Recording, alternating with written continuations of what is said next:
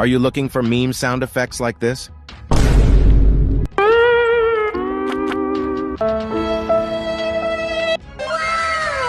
Make sure you watch until the end.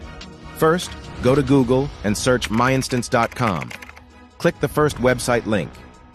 After that, you can now see a bunch of meme sound effects that will make your contents more engaging. Oh wait, you don't know how to download the sound effect? I got you. Just click the name of the sound effect that you want to download and click Download MP3, and you can now use that to your timeline. So my question to you is,